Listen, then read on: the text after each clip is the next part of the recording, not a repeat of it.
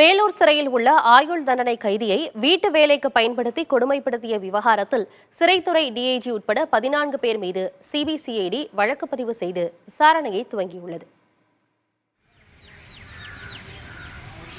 கிருஷ்ணகிரியைச் சேர்ந்த கலாவதி சென்னை உயர்நீதிமன்றத்தில் தாக்கல் செய்த மனுவில் தனது மகன் சிவகுமார் கொலை குற்றத்திற்காக ஆயுள் தண்டனை கைதியாக மத்திய சிறையில் அடைக்கப்பட்டுள்ளதாகவும் சிறைத்துறை அதிகாரிகள் அவரை வீட்டு வேலைக்கு பயன்படுத்துவதாகவும் கூறியிருந்தார். மேலும் 4.5 லட்சம் ரூபாய் மதிப்பிலான நகைகள் மற்றும் பணத்தை திருடியதாக கூறி மகனை கொடுமைப்படுத்துவதாகவும் மனுவில் குறிப்பிட்டிருந்தார். இதையடுத்து நீதிமன்ற உத்தரவின் பேரில் விசாரணை நடத்தப்பட்டு தாக்கல் செய்யப்பட்ட அறிக்கையில் சிறை கைதியை சட்டவிரோதமாக வீட்டு வேலைகளை செய்ய பயன்படுத்தியது உறுதிப்படுத்தப்பட்டது. இதைத் தொடர்ந்து வழக்கை விசாரித்த நீதிபதிகள் தவறு செய்த அதிகாரிகள் மீது கடும் நடவடிக்கை எடுக்க உத்தரவு பிறப்பித்தனர். அதன் அடிப்படையில் வேலூர் சிறைத்துறை டிஐஜி ராஜலட்சுமி மற்றும் இதில் தொடர்புடைய சிறை அதிகாரிகள் 14 பேர் மீதும் சிபிசிஐடி வழக்கு பதிவு செய்தது.